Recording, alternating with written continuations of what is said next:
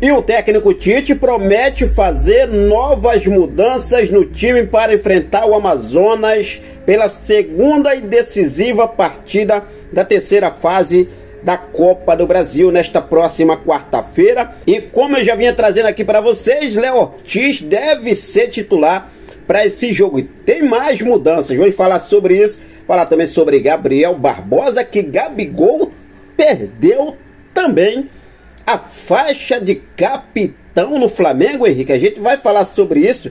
Vou trazer todos os detalhes para vocês, situação envolvendo, né, coisa aí de estádio próprio. Hoje teve um encontro entre Cacau Cota e o deputado federal, o Pedro Paulo, falar sobre estádio próprio e tudo e muito mais. Mas no meio da conversa abordaram aí as eleições, hein? É o que eu venho falando para vocês, né, gente? Tomara que não seja aí mais um marketing político, né? Flamengo, Marcos Braz, Cacau Cota, Pedro Paulo, situação envolvendo, né, o prefeito. Tem eleição presidencial também no Flamengo. Eu vou falar sobre isso com vocês.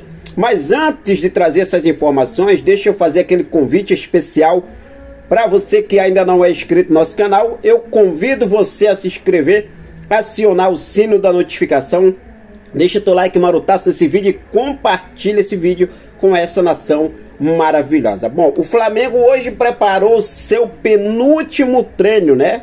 Penúltima atividade antes do jogo contra o Amazonas na próxima quarta-feira, jogo válido pela segunda e decisiva partida da terceira fase da Copa do Brasil. O Flamengo venceu o Amazonas no Maracanã no primeiro jogo por 1-0, vai até Manaus, viaja na tarde dessa terça-feira. O Flamengo faz o último treino pela manhã e na tarde viaja rumo a Manaus, aonde enfrenta o Amazonas pela decisiva partida que dará ao vencedor a classificação para a próxima fase da Copa do Brasil. E para esse jogo, o técnico Tite vai fazer algumas mudanças no time. O técnico Tite e a diretoria do Flamengo já teria indicado lá atrás, né, um time alternativo para jogar a Copa do Brasil. Inclusive, uma das mudanças é o goleiro Matheus Cunha, que vai para esse jogo. Outra mudança no time, como eu já vinha trazendo aqui para vocês, a informação sobre a situação envolvendo a lesão de Léo Pereira, Léo Ortiz deve ser titular para esse jogo. Provável escalação do Flamengo não deve ter muitas mudanças, né? Algumas duas peças ali deve fazer a mudança ali o técnico Tite. Por exemplo, Matheus Cunha e Léo Ortiz vai entrar. O restante do time é basicamente jogadores que vêm jogando titular nos últimos jogos. Olha só a provável escalação que foi trabalhado hoje no penúltimo treino. Vale lembrar que amanhã o Flamengo faz o último treino e tudo pode mudar até o horário do jogo.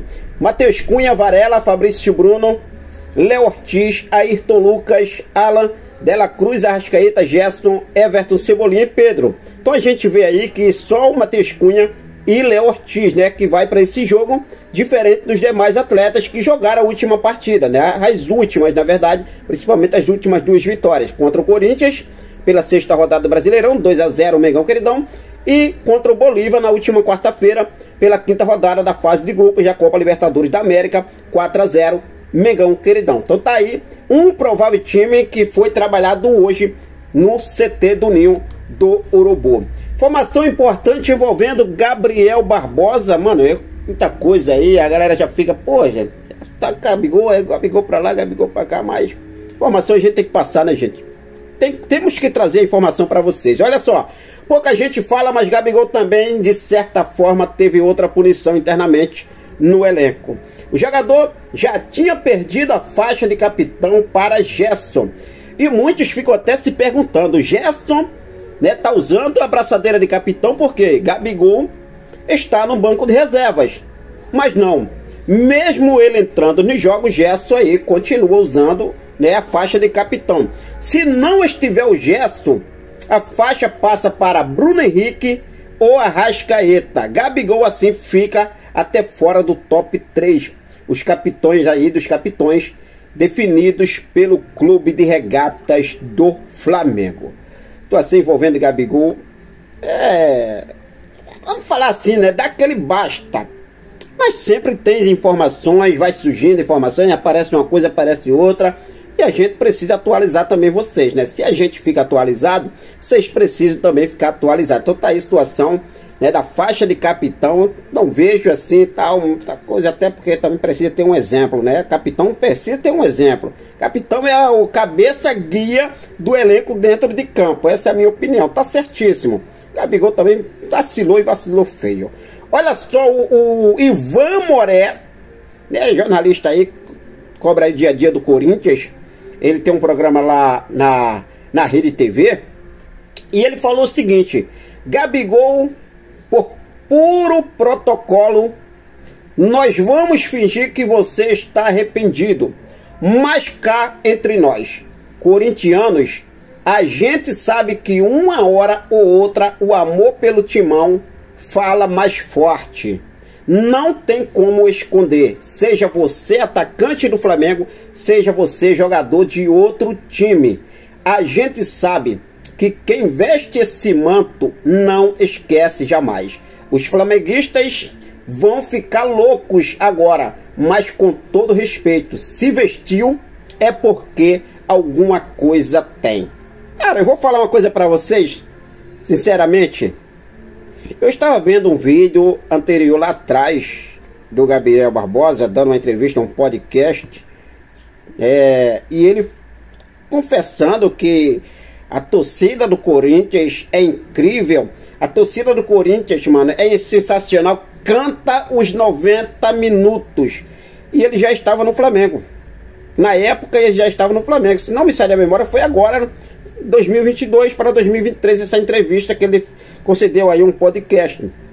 Cara, e eu vou falar para vocês, as palavras do Ivan Moré, lá na Rede TV, cara, eu não duvido nada. Não duvido nada, tá?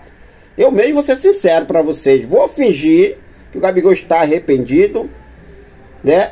Torcer para que ele cumpra o seu papel e o seu contrato e faça valer o seu salário dentro de campo, porque até, por outro lado, o Flamengo, a princípio, já determinou como assunto encerrado. Ele tem mais é que mostrar dentro de campo. Essa é a minha opinião. Essa é a minha opinião. Pedir desculpas, beleza. Agora tem que valer a pena esse pedido de desculpas também dele. Essa é a minha opinião. Mas fica à vontade, deixa aí nos comentários a sua opinião. E falando situação de Gabriel Barbosa, lá no O Esporte, no passe de bola, o Danilo Lavieri, ele disse que o caso de Abel Ferreira, acionado na FIFA pelo Al-Sadd do Catar por um suposto descumprimento de pré-contrato, foi pior do que Gabigol vestindo a camisa do Corinthians. É pior para eles lá, porque para a nação rubro-negra não. Palmeiras que vai para lá. Agora a situação do Gabigol para a torcida não caiu bem. O Lavieri aí, Danilo Lavieri, lá do O Esporte, ele falou que o caso do Abel Ferreira, que tinha acertado um pré-contrato com o Al-Sadd do Catar. O Pilhado até deixou isso aí também lá no programa dele. Muitos questionários. Eu lembro dessa matéria do Pilhado. Muitos questionários, mas o Pilhado até voltou a falar, ó, fui muito questionado, chamado de mentiroso, tal, tudo muito mais. Aí, ó, agora o Al-Sadd acionando Abel Ferreira, a FIFA, pelo descumprimento do pré-contrato, né? E agora o Danilo Lavieri, ele fala que o caso de Abel Ferreira foi pior do que o do Gabigol ter vestido a camisa do Flamengo. O que você acha sobre isso, nação? Fique à vontade, deixa aqui nos comentários a sua opinião. Agora vamos mudar de assunto e vamos falar sobre estádio próprio. Será que realmente esses caras estão tão focados em estádio próprio ou estão usando, né, uma forma de poder se promover em meio politicamente? Porque, cara, é inacreditável. Sempre existe esse negocinho. Estádio, falar do estádio, tá dando muito mais. Teve um encontro do Cacau Cota, vice de Relações Externas do Flamengo, que ainda continua no cargo, né, mas assumindo outros setores no Flamengo. Deixou alguns de lado, mas continua no Flamengo. E esse assunto do estádio próprio é um principal dos assuntos que a Calcota vai continuar tocando para frente. Ele hoje se encontrou com o deputado federal, que é Pedro Paulo, lá no escritório do Pedro Paulo, né, tratar sobre o assunto. Só que logo no início aí do vídeo, apresentação, chamada, o Pedro Paulo toca no assunto. Temos eleição, tá não sei o que, mano, é inacreditável, cara. Não dá pra gente acreditar 100% na palavra desses caras. Infelizmente é isso.